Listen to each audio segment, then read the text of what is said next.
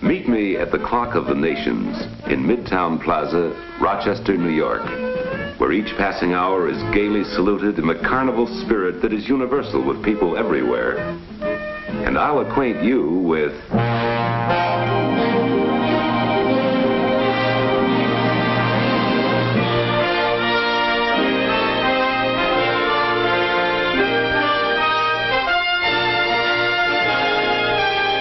There are many ingredients, of course, some sheer delight, like the electronically controlled marionettes of our fabled timepiece.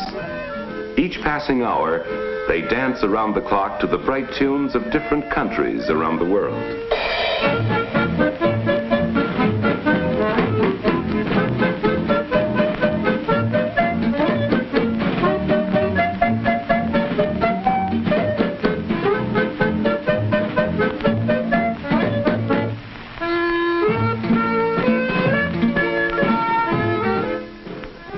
The world is at our doorstep, so to speak, since the construction of the St. Lawrence Seaway.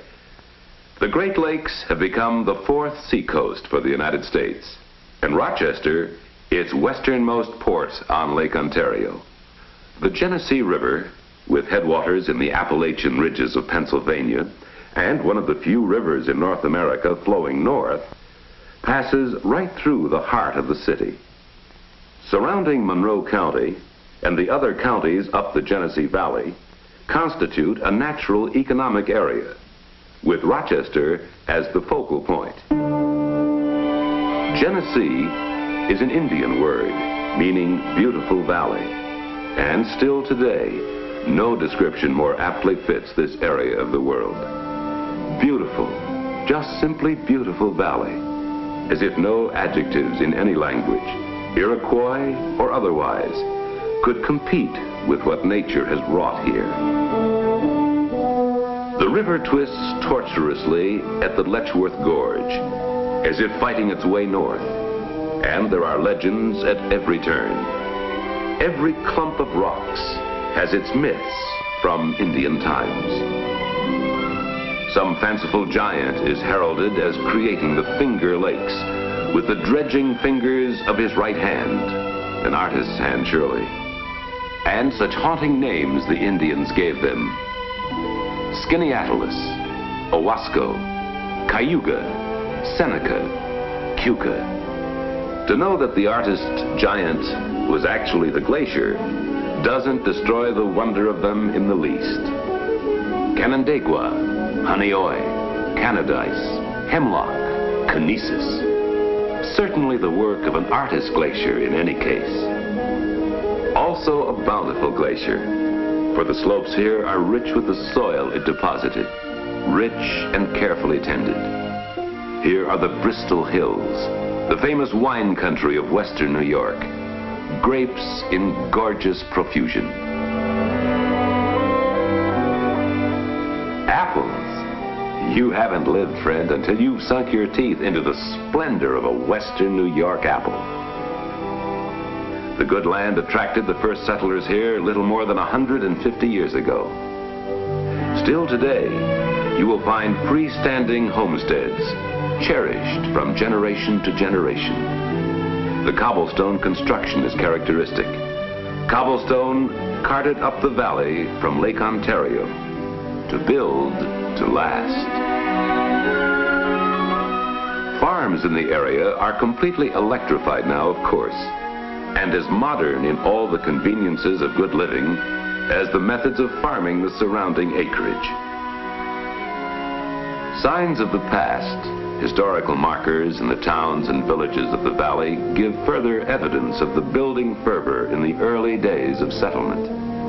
Early 19th century inns, remodeled to fit today's requirements, still attract the customers.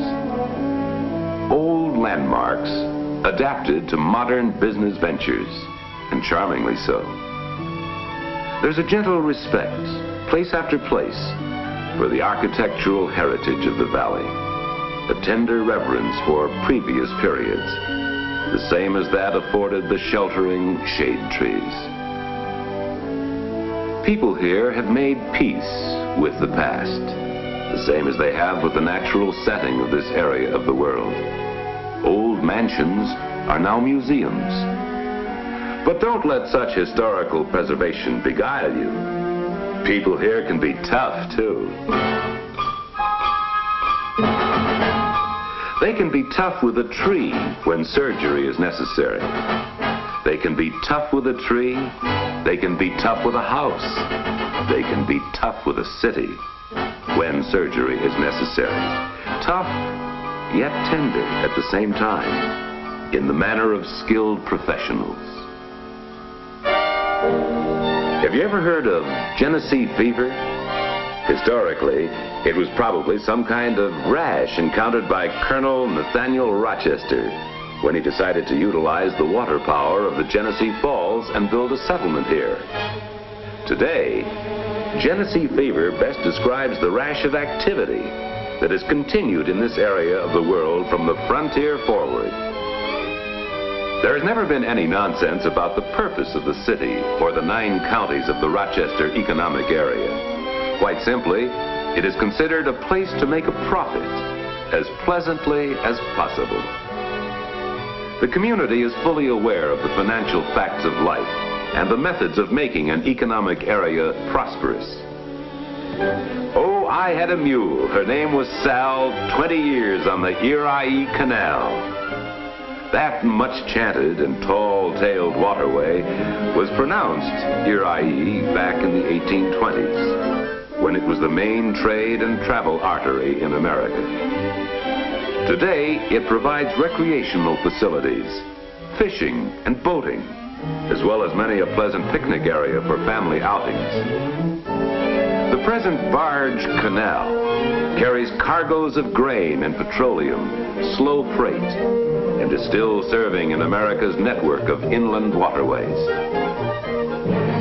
Rochester was one of the first boom towns in America. What the Erie started, the railroads continued. Faster freight and passenger service. Bonanza business right in the heart of Rochester. What the railroads continued, the automobile climaxed.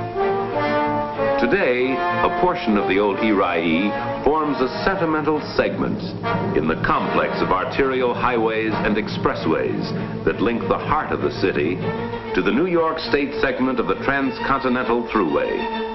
Tough yet gentle surgery for the old Erie. The important thing, of course, is that the heart of the city has a booming beat, stronger than ever before. Times change, and you either change your city to fit them, or they'll change your city, often unpleasantly, more often unprofitably. Rochester has made its peace with the automobile. Is it practical to do otherwise? Does it make any civic sense whatsoever to cuss the tyranny of wheels and the insolent chariots, instead of getting together to plan a workable solution for traffic congestion? 20th century America is geared to the automobile, and thus is Rochester geared. Traffic flows here, flows faster all the time, because of community planning for the years ahead. Coincidentally, there is one of the best traffic safety records here of any city in the country. Believe me, friend, if you're driving more these days and enjoying it less, come to Rochester. Here, driving is the positive pleasure it ought to be everywhere. What's more, there's plenty of convenient parking space, thanks to more community planning for the years ahead, and the building of self-liquidating municipal parking units. Rochester Monroe County Airport is only 10 minutes from downtown. When these pictures were taken, the runways were being extended to accommodate jet flights.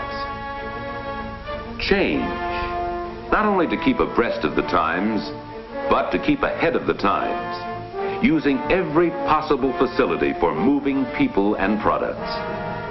Yes, Rochester is on the move, with every means of travel and transportation. Genesee fever in the airborne age.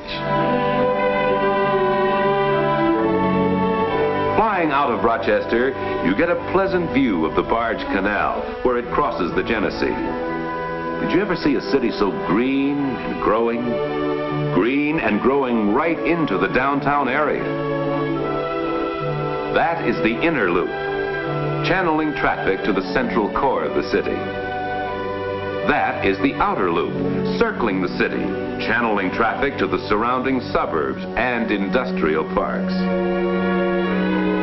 Starting practically from scratch with the advent of the St. Lawrence Seaway, Rochester has made significant strides in attracting commercial cargo. What's being loaded or unloaded today? Clean cargo, certainly. Cargo compatible with the community. Mobile cranes move goods from ship to shore. Forklift trucks transfer merchandise from the warehouse or the dockside storage space. From freighter to fast truck. Rochester is the economy port of the Great Lakes, where the seaway meets the thruway. It is within a 350-mile radius of the greatest consumer and industrial goods market in the world. An arc including Boston, New York, Philadelphia, Pittsburgh, Cincinnati, Cleveland, and Detroit.